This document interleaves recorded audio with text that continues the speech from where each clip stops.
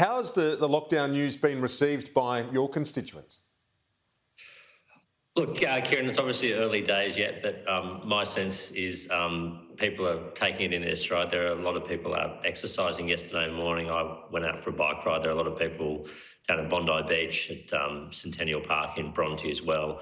It was nice weather here. So, look, I think people are taking it with a cheery disposition for now. The weather helps, but obviously we've only just done day one of what will be, at least initially, a 14-day lockdown, and I'm conscious that it will, get hard for people, particularly lots of kids at home because of school holidays here, lots of holiday plans interrupted. Some parents are still obviously will be needing to work from home and remotely, so I know it'll be challenging for a lot of people. But for now, I think the mood has been quite resilient and quite resolved about getting through this. John Barilaro, earlier in the program, he says he's proud, and the government is proud of its reputation as being the state government that tries to keep business open and goes to lockdown at last resort. But in this case, given the trajectory of the numbers, epidemiologists arguing for lockdown, should the Premier have acted sooner in your view? Look, I think this is always a difficult balancing act, and I think this Premier and this government in New South Wales has always been mindful of the fact that there are costs to a lockdown. It doesn't come cost-free. There's cost to the economy, there's cost to schooling for children, there's cost to people's sort of sense of confidence, there's cost to mental health and isolation. And I think this Premier and this government has always been, quite rightly, reluctant to impose any more onerous or heavy restrictions on the public than is absolutely necessary. And they've tried to be quite surgical and quite targeted and quite proportionate. So there will always be people, and there have all throughout this crisis, who've always said we should go harder, faster, sooner. But I don't think that's a reasonable response when you're in charge of a government. You've got to balance a whole lot of consideration. So I think importantly, when the health advice changes, when the picture of this outbreak changes, when facts change, this Premier and this government have shown themselves quite willing to respond and adapt. They're not ideological about this at all. They just let the evidence and the facts, dictate their policy response. And I think that's all we can expect from any government. I think it's been a very good government in that regard. It does highlight the slow pace of the vaccine rollout, doesn't it? Every time we have a lockdown like this in any state or territory.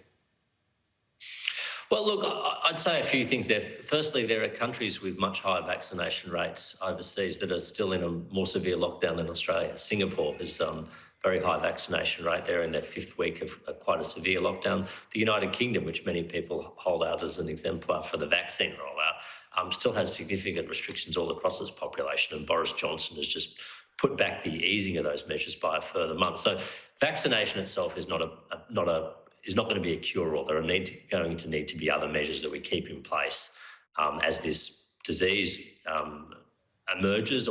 varies and changes and evolves. But I would also say that we are vaccinating the most vulnerable part of the population. I mean, we've got, 2/3 of Australians over 70 have now received their first vaccination, half of Australians over 50. We're running at about 1 million doses every 9 days now. Well over a quarter of all eligible Australians have received their first dose. I'm getting mine next week, I think, my first dose. So, the point is we're getting there, but I wouldn't want people to think that just once we get to a level of vaccination, yes, we will be closer to normal, but there is still going to need to be public health restrictions, movement restrictions, and a few other things, because that's what the overseas experience demonstrates to us. Don't we have to just also start to live with this thing and make it more like the flu, basically? Once you get everyone vaccinated, there'll be cases if you're going to return to some normality. Well, look, I think there will be cases. I think what we want to ensure, though, is that there are not deaths and severe hospitalisation and long-term lingering effects, because we have seen with this disease that it is more lethal and it is more fatal than the flu. More people die from it, more people are hospitalised. People can get vaccinated. Intensive care. Yeah, and that should provide a high degree of protection, but it's not going to be a perfect level of protection. I mean, the best vaccines are sort of tracking around 90% protection against the disease, and there will still be vulnerable cohorts of people for whom this is still going to be a worry. So I think it'll be some considerable time until it's normalised. Yes, we want to get towards that pathway, but it's going to take some time before we're there. Now, before you go, I have to ask you, particularly as a member for Wentworth, committed to action on climate change, as are a clear majority of your constituents. How does Barnaby Joyce returning as Deputy Prime Minister affect the government's trajectory on climate change and its commitment vis-a-vis net zero?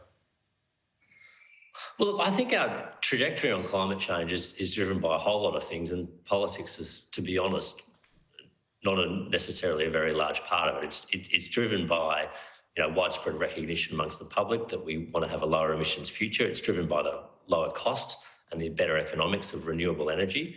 It's driven by investor sentiment. It's driven by consumer sentiment. It's driven by the actions of our major trading partners, and it's driven by our international obligations. So I don't think the trajectory of our pathway to a net zero future and a lower emissions future is in any doubt.